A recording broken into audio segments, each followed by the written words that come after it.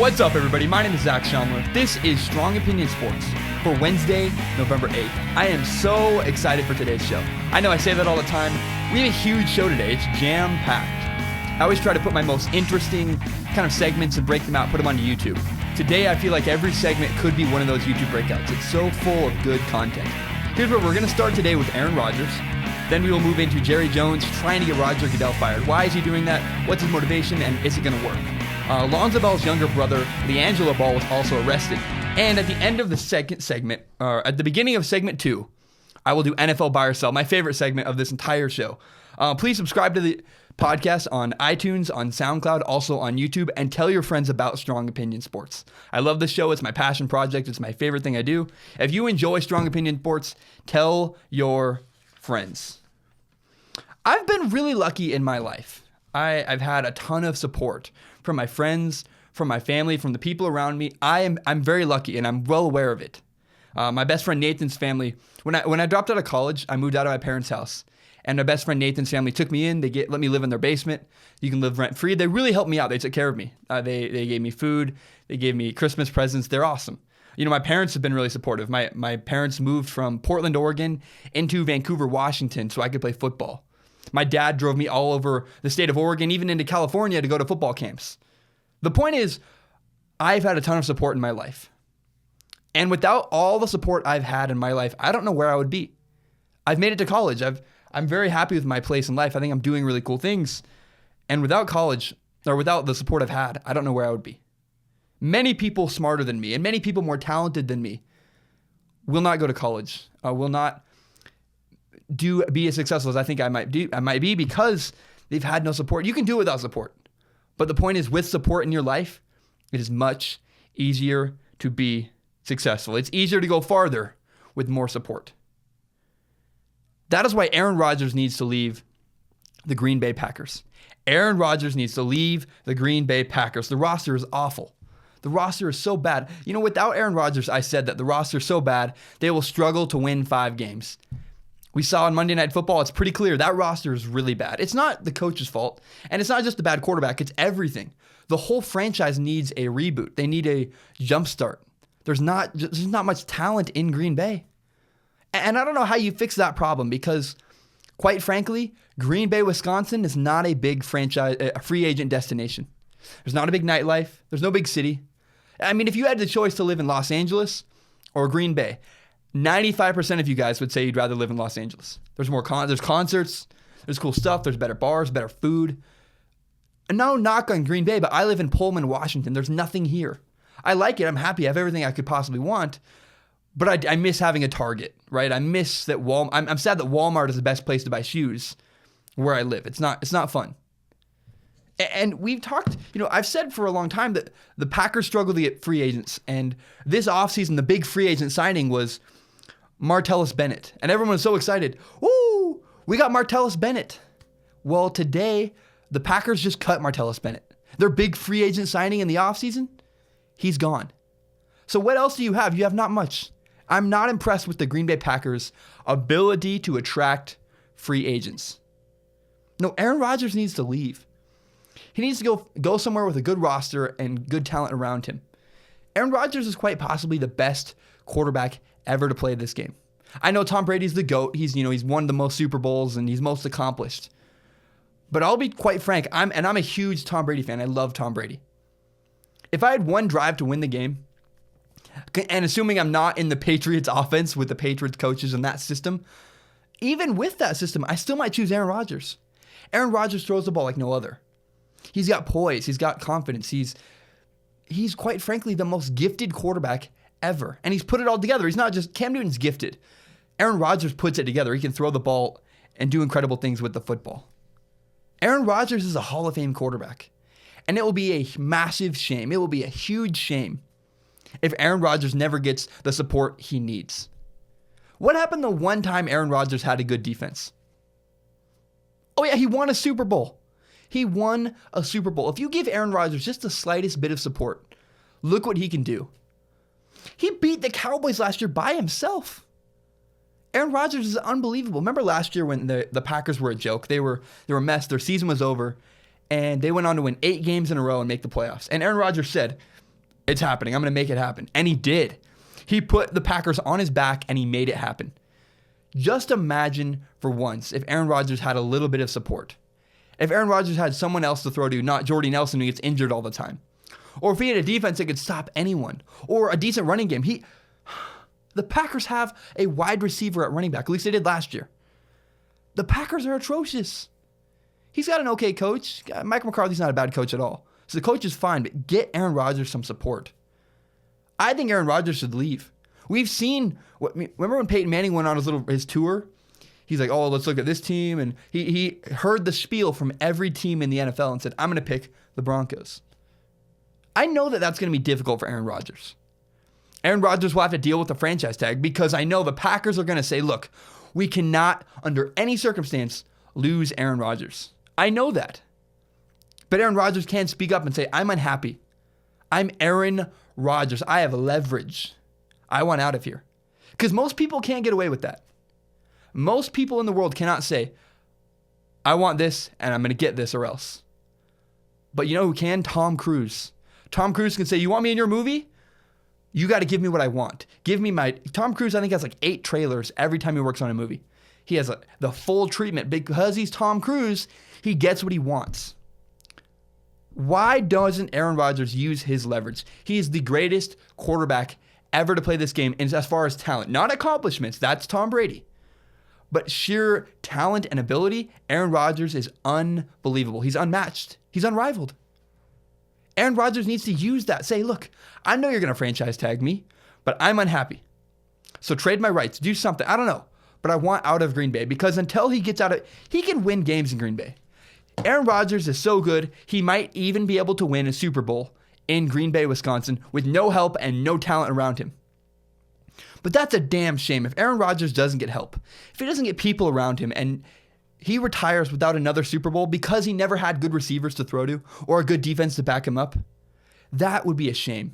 Because Aaron Rodgers is just a special quarterback doing special things and he needs some support. Aaron Rodgers should leave Green Bay. Find a way to make it happen and get your butt out of Green Bay. Jerry Jones, the Cowboys owner, really does not like Roger Goodell. It's kind of comical, actually, how many there's the Papa John's conspiracy theory that he is trying to oust Roger Goodell. There's all these things, but finally he's confirmed it. In fact, Jerry Jones has threatened to sue the NFL if Roger Goodell's contract is extended. So if the approval to extend Roger Goodell's contract is approved, Jerry Jones has told NFL owners he will sue the NFL. And he's even told other NFL owners that he hired David, I'm going to screw up this name, it's Boies, Boies, who is involved with the Harvey Weinstein lawsuit. He's involved, he's a lawyer, he's a really good lawyer from what I hear, and he's involved with Harvey Weinstein. Jerry Jones will hire him in the case against the NFL because Jerry Jones does not want Roger Goodell as the NFL commissioner anymore. So why? Why doesn't Jerry Jones want to work with Roger Goodell? Why do so many people hate Roger Goodell? Well, the reason why Jerry Jones doesn't like Roger Goodell is pretty obvious. He doesn't feel like he gave Ezekiel Elliott a fair chance. And I'm sure there's other things stacking up, but the big boiling point, the straw that broke the camel's back was Jerry Jones suspending Ezekiel Elliott was Roger Goodell suspending Ezekiel Elliott, the Cowboys running back, for 6 games. It's approval. I don't know if he's ever going to actually get suspended. Did that happen? Maybe it did, maybe it didn't. I'm not paying close enough attention. But that is the big issue, the big rift between Roger Goodell, the NFL commissioner, and Jerry Jones, the Cowboys owner. And many other people hate Roger Goodell. It's not a little known fact. At the NFL draft, it was ridiculous. Roger Goodell walked out of the NFL draft and got booed. Boo, get out. I mean, it was crazy. I didn't expect that. Because Roger Goodell, in my opinion, has done such a good job. I know he's done controversial things. The Patriots and Deflate really pissed people off. People have been angry about the fines and suspensions. And I've always said that all Roger Goodell needs to do is simply remove himself from the process of punishing players. Roger Goodell, worry about money. Be the CEO. Hire someone, a PR guy, a marketing guy, someone who understands how to serve the people better. Someone to take all the heat when you have to suspend a player. Because that's the issue, really. People are angry at Roger Goodell every time he suspends a player or makes a decision involving that. It's always punishment. That is Roger Goodell's biggest issue. But in my opinion, Roger Goodell is doing a great job. Roger Goodell is killing it. Profits are the highest they've ever been for the NFL. I think the NFL honestly is peaking. I think the NFL is in the best position financially it will ever be. I don't know where you grow from here because your American market's almost maxed out. And you're trying to reach into the European market, which is working. I mean, you're seeing people in Europe paying attention, following, buying NFL jerseys. Clearly they care over there in Europe about NFL football. And right now there are two teams in Las Vegas, or there are two teams in Los Angeles. There's a team going to Vegas. The NFL is on a rise, and I think it's getting close to peaking. And that's in spite of all the serious problems the NFL has. Because there's a word called concussion. That's a big problem for the NFL. I'm 20 years old, and I hear about all these people. I know it probably surprises you. A lot of the people I'm friends with and know are like, I'm not going to let my kids play football. My generation has a very popular belief that football is dangerous. And the truth is, yeah, it is a serious problem. There is no safe way to play football. I don't know where football is going to be in 50 years. I hope it's around. It's my favorite sport. I love it. The truth is, there isn't a safe way, but you get paid a lot of money. I think it's worth the money. It really has changed people's lives. Look at Peyton Manning. What would Peyton Manning be without football? I'm sure he'd be fine, but Peyton Manning's a rock star because of his ability on the football field and the way he's marketed himself and built a brand. So maybe soccer will take over the world in 50 years. I don't know. I certainly hope not, because I'd like to still be talking about football when I'm 20 plus 50, 70 years old. When I'm 70, I'd love to still be broadcasting, and I'd love to talk about football. Whoever's around in 50 years, I want to talk about it, and I want it to be football. But with all these PR issues, with the whole narrative that football is dangerous, and people deciding, I'm not going to let my kids play football, and the narratives that there are bad guys that play football, because there's domestic violence, there's issues with drugs. We have all these public relations issues in the NFL. Because of those, you need to err on the side of caution. And that is what Roger Goodell does. I live in Pullman, Washington, a tiny college town. A town with I don't know how many people, but there's one Walmart, there's like a Safeway, that's it. It's tiny and dinky and small. It's a safe place. It's probably the safest place I've ever lived in my life. But growing up in Portland, my car got broken into all the time. And then in Vancouver, my car, a nicer area actually, my car got broken into 5 times in my own neighborhood. So I was like, I don't trust anyone actually. I got a thing called the club. It's a steering wheel lock. So even if you break into my car, you cannot steal my car. I dare you to try. Actually, please don't do that. And there's no need to have a steering wheel lock in Pullman, Washington. But guess what? Why not? I have it. I own it. I'm going to use it. I err on the side of caution. I double check. I always lock my doors. I know people that leave their keys in their cars in Pullman. That is just stupid. But I'm the other extreme where I err on the side of caution. That is what Roger Goodell has done. I know you don't need to suspend Ezekiel Elliott for 6 games, but it sends a message, hey, the NFL doesn't like domestic violence. We care about it. And we don't want that message going out that we tolerate and accept that. A 6-game suspension, even though it makes people angry, I think is the right move. Because again, it sends the message. You have to err on the side of caution if you are Roger Goodell. He's done just that. Look, money's really good for the NFL. And if Roger Goodell simply hires one guy to take all the flack when you suspend players, it's his decision, not mine. Roger Goodell's sitting pretty. Because really, finances are great, suspensions are controversial, and you have this inherent problem of concussions that I don't think you can get past. You just kind of have to sweep it under the rug and continue to ignore it. People will quit football, it's fine. I don't like it. I think concussions are bad. My kids will play football if they want. I'm not going to force them to. I know that I learned a ton of life lessons in football. Football taught me more about life than almost anything else. It taught me about hard work, about teamwork, how to work with people, how to listen to authority.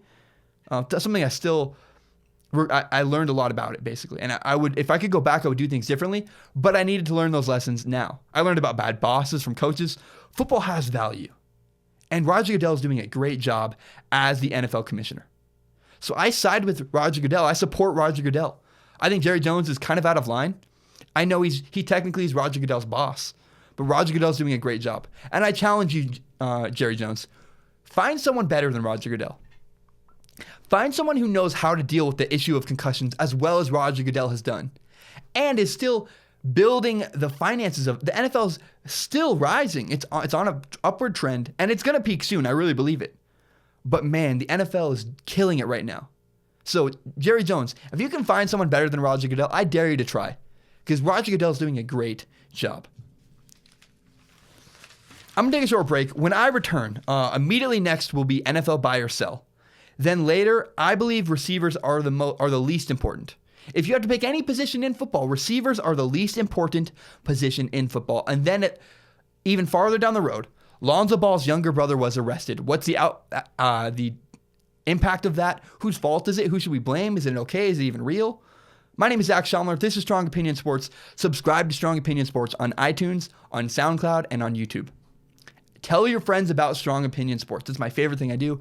I don't want to just spam people's direct messages on Twitter and on Instagram. I want it to grow naturally. I'm trying to do that. But I need your help. So tell your friends, if you're listening to Strong Opinion Sports and you like my show, which you probably do if you're listening, because I don't know why else you would listen to this, tell your friends about the show. Hey, I like Strong Opinion Sports. It's this guy, Zach Schomler.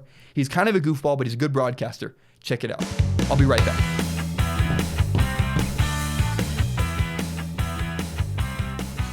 Let's do it. This is my favorite segment of this show. This is NFL buy or sell.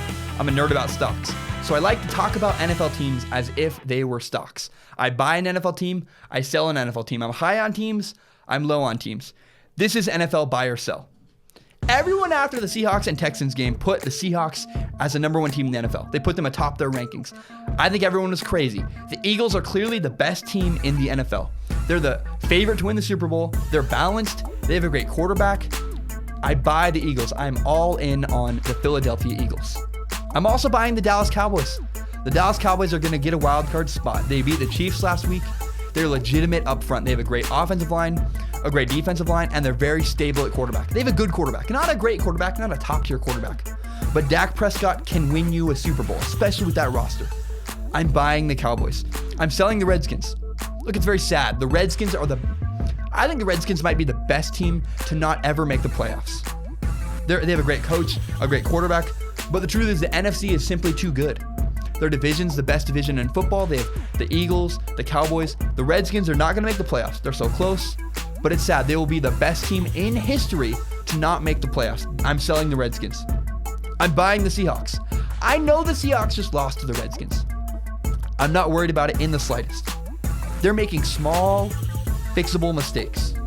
I know Blair Walsh missed 3 field goals last week. I know that is not the end of the world. That's not going to happen again. The Seahawks lost a fluky game to the Redskins. The Seahawks will be okay. I'm selling the Panthers. What can I say? All of the problems the Panthers are having revolve and stem from Cam Newton. Cam Newton is immature. He's inconsistent. You cannot win with Cam Newton, and the Panthers are going to miss the playoffs. The Falcons are off. I'm selling the Panthers. The Falcons seem to not be able to recover from losing the Super Bowl last year, and the Falcons will not make the playoffs. However, I'm buying the Saints. The Saints are like the surprise of the NFL. They're 6-2. They're on a 6-game winning streak. They will win the NFC South, and they're absolutely annihilating. It's fantastic. They have a great offense. They have a great coach. They have a Hall of Fame quarterback, Drew Brees, and they have a good defense this year. The one missing piece the Saints have always had was a good defense. Now, I'm worried about them down the stretch because their defense is so built on rookies. If the rookies can hold up, the Saints are absolutely a contender for the Super Bowl. The AFC playoff picture is very interesting. I'm selling the Chiefs. The Chiefs, big players deliver in big time moments. And on Sunday against the Cowboys, the Chiefs played in a big time moment, and Alex Smith could not deliver. I love Alex Smith.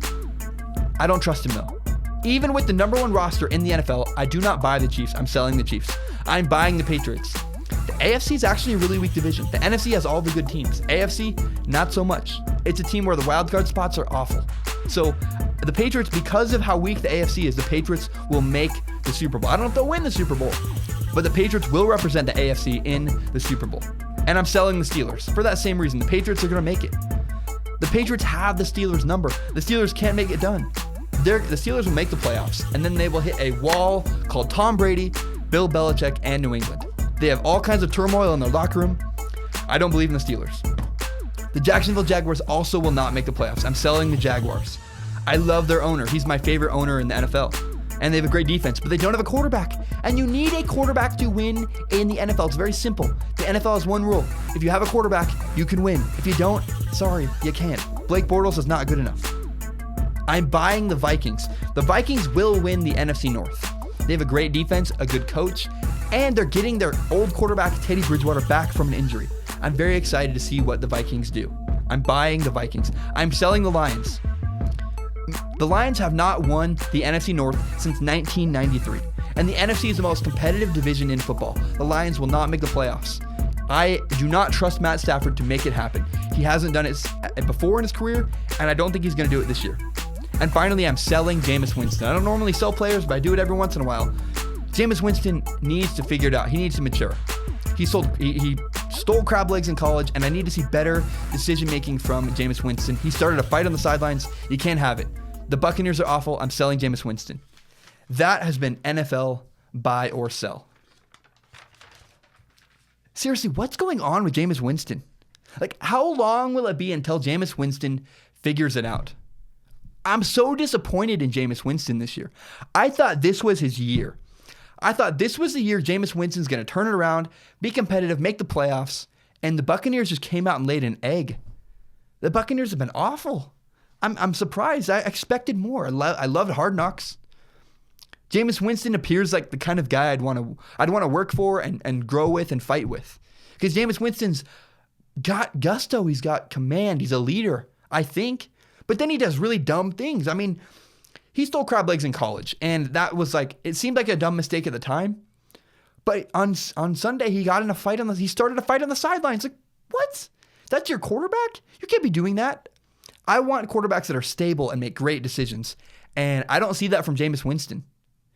It's like, geez, Jameis Winston needs to deliver soon. If Jameis Winston doesn't start to turn it around and build something with the Buccaneers franchise, he's not a bust. He's a good quarterback, but dude, what are you doing? He's kind of like Eli. Like Eli Manning, great quarterback, but he's so streaky and just a weird kind of anomaly. Like he's not a traditional, clearly a great quarterback. And that's how Jameis Winston is. I feel uneasy and weird about Jameis Winston. So I want to see more from Jameis Winston. I'm giving him an L this year. Jameis Winston won't make the playoffs. He's in bad shape. He hurt his shoulder. Next year, Jameis Winston's got to turn it around. He needs to deliver. Because next year, Drew Brees will be a year older. And the Panthers will be another year with Cam Newton. And Cam Newton is inconsistent and immature. And the Falcons will be good. But if the Buccaneers can't make the playoffs next year, or at least be in the hunt, what are we doing with Jameis Winston? Because he needs to make it happen. He's in his third NFL season, I believe. Jameis Winston, where are you? Make it happen. So I'm out on Jameis Winston. This year, I'm giving up on him. But next year, I'm excited to see, can Jameis Winston turn it around? Because it's getting close to time where we need to see something from Jameis Winston. You know who else we need to see something from? Matthew Stafford. Matthew Stafford has never won the NFC North. And if he doesn't win this year, man, oh my gosh, I don't know what to say. The Bears have a terrible quarterback, Mitch Trubisky. The Vikings are all over the place. They're getting Teddy Bridgewater back, but I picked them to win the division because I like their team. I like Teddy Bridgewater. I'm rooting for him. I don't know that I shouldn't root for people, but man, Teddy Bridgewater, I love the guy. He had a horrific injury. I'm rooting for him. But the truth is, Matthew Stafford should win the division. The Packers, Aaron Rodgers is hurt, so you have no Aaron Rodgers this year. The Vikings are down at quarterback. The Bears are awful at quarterback. We need to see Matt Stafford deliver. He's not a bust. I mean, Matthew Stafford has been a great quarterback. He's got great numbers. He really re-energized Detroit. They're not awful now. They're good. They're competitive. And he gave the Detroit Lions stability. So we're not calling Matt Stafford a bust. In fact, I think his numbers are comparable to a guy who's got Hall of Fame numbers. He's got a ton of fourth quarter comebacks, a ton of, I think, 5,000-yard passing seasons. Matthew Stafford's numerically a great quarterback. His statistics are awesome. But I want to see wins. Great players deliver in big-time moments. And this whole season is a big-time moment for Matt Stafford. If he doesn't win the division this year, how are we going to remember Matt Stafford in a couple years? This is a legacy year. My coach would always say this to us in high school. He'd say, guys, how do you want to be remembered? when we look back on this game, and we would fire us up, and we'd go out and we'd kick butt. My team was really good. It was really fun.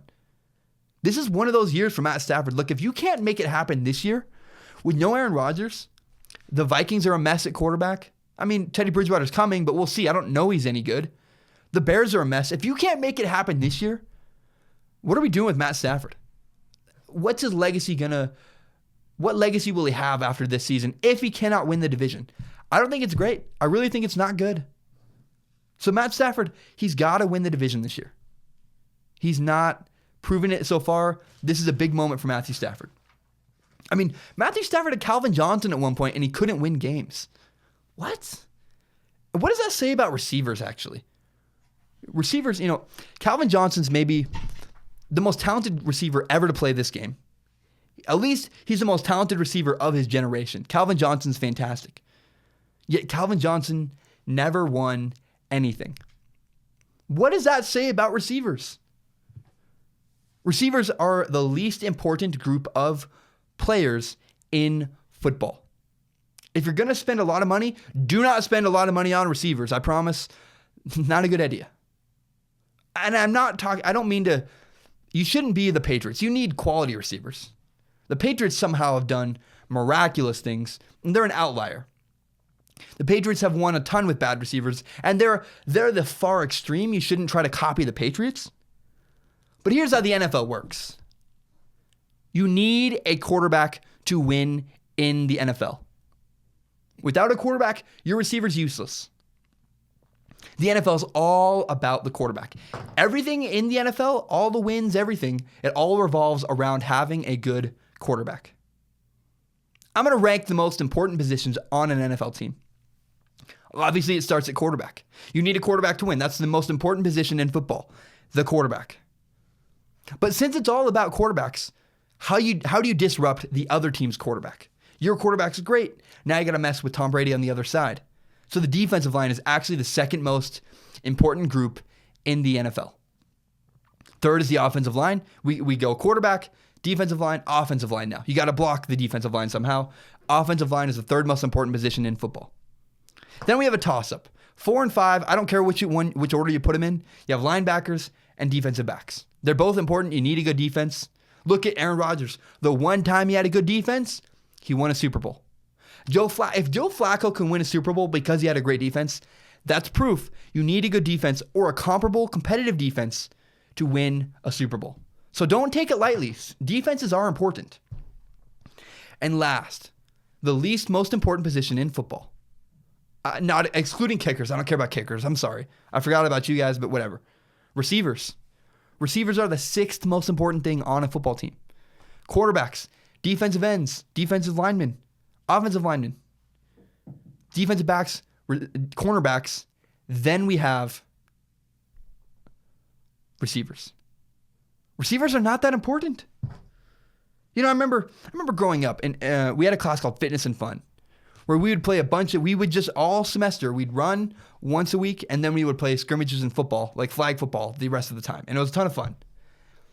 And whenever I picked a team, because I played quarterback always, I never picked a team with amazing, amazing receivers.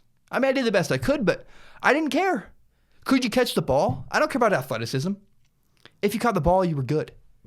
Because I didn't need you to blow past guys. I didn't need receivers that could jump out of buildings.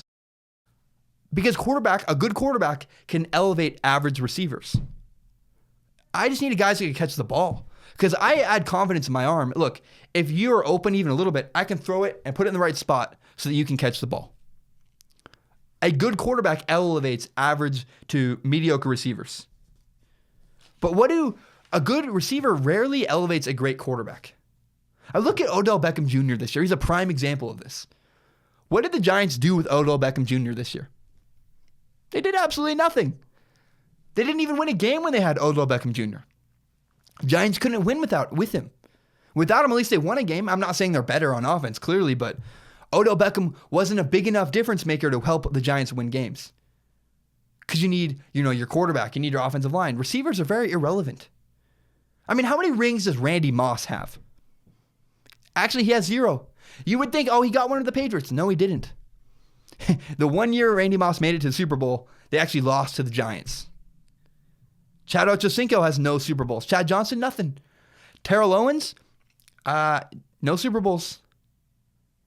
Receivers are the least important position in football and the least important position, especially in the NFL. I don't know about college football. I don't know about high school. Definitely in the NFL, where the NFL is ruled by quarterbacks, receivers are the least important position in the NFL. My name is Zach Schaumler. This is Strong Opinion Sports. I'm going to take a short break. When I return, Carson Wentz is exactly what we thought Andrew Luck was going to be out of college. Andrew Luck didn't deliver, but Carson Wentz has been what we thought Andrew Luck would be. Lonzo Ball's younger brother, LeAngelo Ball, was arrested. I want to talk about that. And I have a college football conspiracy theory I want to end the show with. It's interesting, it's funny, it's fun. I want to talk about that. Subscribe to Strong Opinion Sports on iTunes, on SoundCloud, and on YouTube. Tell your friends about this show. I really don't want to market it more than that. I don't want to spam people's direct messages. I don't want to send people texts, hey, check out my show.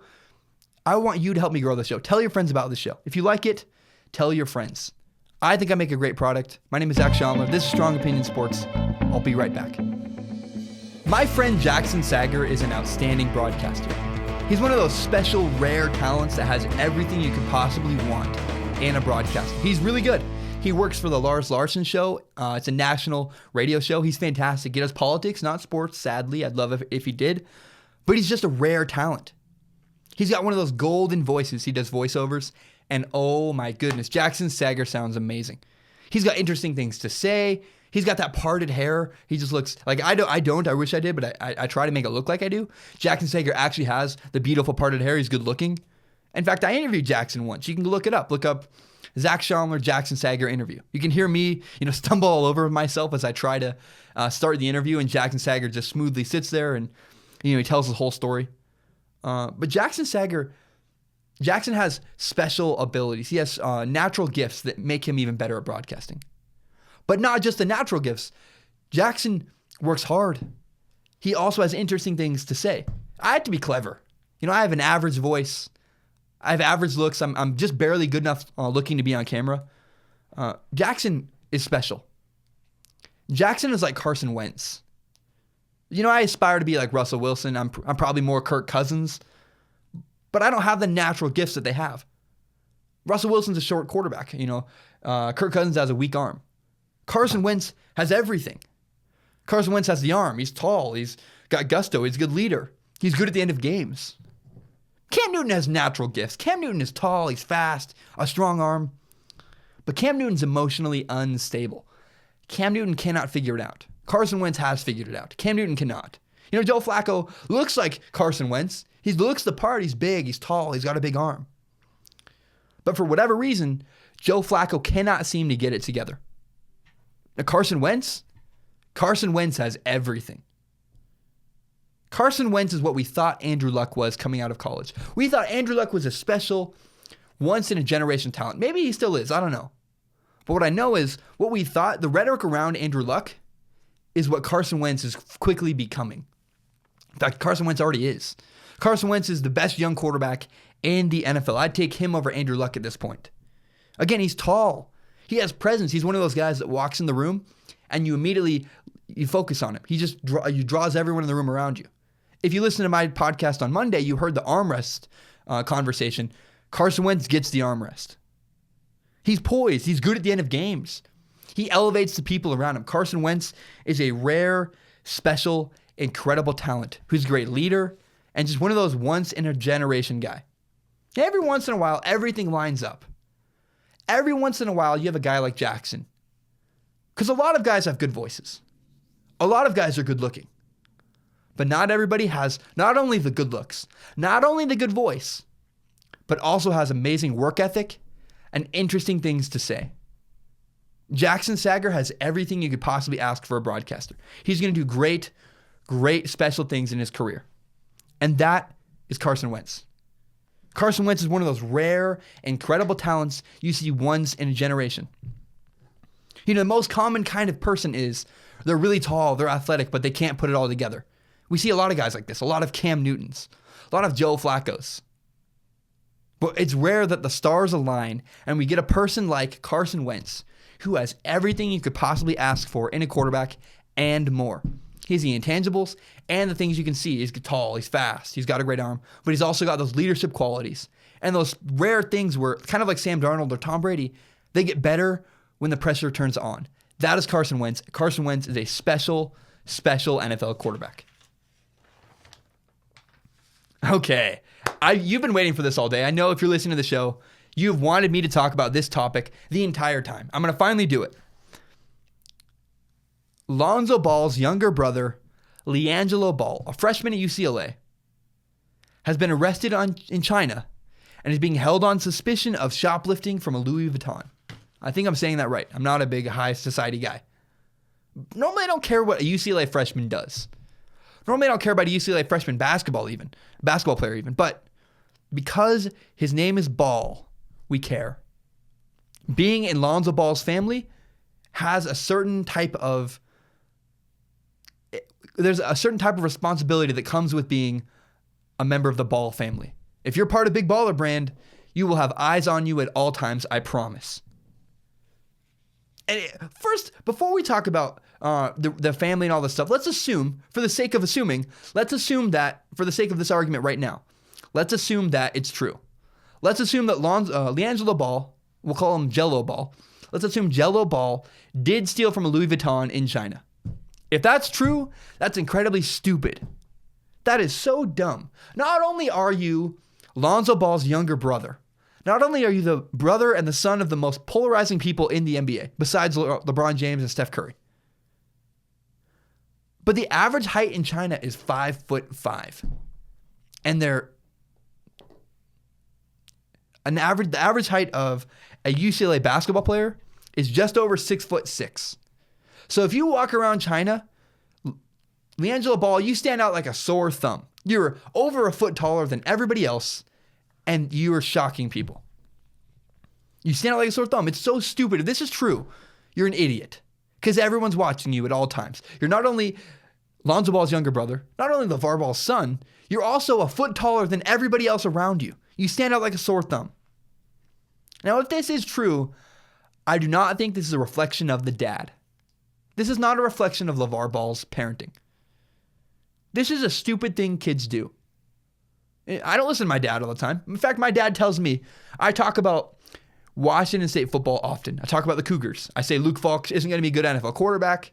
Is Mike Leach going to leave? WSU isn't very good. I talk crap about my own football team. I don't talk crap. I'm objective. When they do good things, I talk about their good things. When they do things I don't agree with or don't like, I'm critical of them. My dad says, Zach, you're an idiot. Stay away from talking about Cougar football. He's, Zach, I love you. I want you to be successful. Do not in any way talk about WSU football. And you know what? I do it anyways because I try to be interesting. I like to talk about things that interest me, and WSU is really close to me. It's like me living in Boston, not talking about the Celtics. I feel a responsibility to talk about WSU football. But I disagree with my dad. I don't listen to my dad all the time. And kids do this. I go to college. I see all kinds of ridiculous and weird things in college. Things that you're like, oh, God, that happens? Yeah. Let me tell you, kids, especially freshmen, kids that are 18, 19, because I'm older now. I don't look down on them, but I've made their mistakes too. An 18-year-old freshman in college is finally away from their parents. They travel far away, and they do all kinds of crazy things they wouldn't normally do around their parents.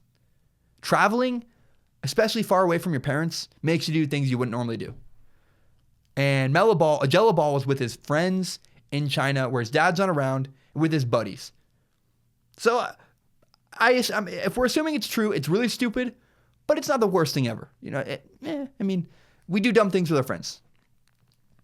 But that was assuming it's true. We don't even know if this story is true. We know the story's true. We know that Gelo Ball. We know that LiAngelo Ball is being held in China, but we don't know if he actually stole something from Louis Vuitton. Because there's some weirdness to this story. There are some inconsistencies and there are some things I don't follow, I don't agree with, and I'm like, that's fishy. I mean, we're not certain he even did it. He's being held on suspicion. The people in China, the authorities in China are suspicious that he committed the crime. We don't actually know that he did. I'm not here to talk about Chinese politics, but let me tell you one thing. China is not America. They have a different set of rules and a different way of going about things in China. So we don't know what happened. We honestly have way too little information to deduce what happened with LiAngelo Ball. And there are some strange things. This is the strangest of all the things in this LiAngelo Ball story. We still haven't heard from UCLA. There's been no UCLA. I can't find it anywhere. There's no UCLA press release. I certainly don't know what to make of that. Because you would think your most polarizing basketball player on your entire team, a freshman at your school, gets arrested in China and held in China. You can't leave China. Can we talk about that? Why haven't we heard from the athletic director? Why hasn't the team made a statement? Why isn't there nothing on Twitter? But even if this is true, if this is your worst mistake, that's not that bad. This reminds me of Justin Bieber. You know, my producer in LA this summer, he met Justin Bieber. So I worked in LA. It was fun. I worked on a film. It was amazing. My producer in LA hung out with Justin Bieber once and said Justin Bieber was a great guy. Really cool guy. Talked about Jesus, actually, which I'm not even religious, but he talked about God. It was really interesting, really cool. I respect that. And then you think about, what has Justin Bieber done in his life? Well, the worst thing I can think of Justin Bieber doing is getting drunk and driving a car really fast. I know that's not great. I don't condone that at all. I don't condone shoplifting. But if that's the worst thing Justin Bieber's done, you drive cars really fast, drink a little bit, underage. I mean, look, give any 18-year-old, 19-year-old millions and millions of dollars and tons of fame. If the worst thing you do is drive Ferraris really fast and get drunk, I'm okay with that. Because there are far worse things you could do in your life. So Justin Bieber seems like a good guy. If this is the worst thing LiAngelo Ball has ever done, I mean, look, I'm not condoning the thing. I'm not condoning shoplifting. Shoplifting is terrible. It's stupid. Some kids, it ruins their lives. I know people in high school that shoplifted all the time. They lost friends. They got caught. They got in trouble. Had to do community service. It's a crapshoot. Don't do that. But I can live with that. It's stupid. It's dumb. Don't do it. But if this is the worst thing he's done, I can live with shoplifting. I don't think that this is any kind of tarnish or nothing wrong with LeVar Ball's dad as a dad, his leadership as a dad. I don't think it's a reflection of that. I think this is, if it's true, it's a dumb kid making a dumb mistake, and he certainly won't do it again because he now realizes the entire public is looking at him. The entire world is looking at the Ball family, and if you didn't know that before, you definitely know now. Okay. It's conspiracy theory time. I wish, I don't know music. I wish I did. I just did that. I feel awkward about it. I'm gonna move on.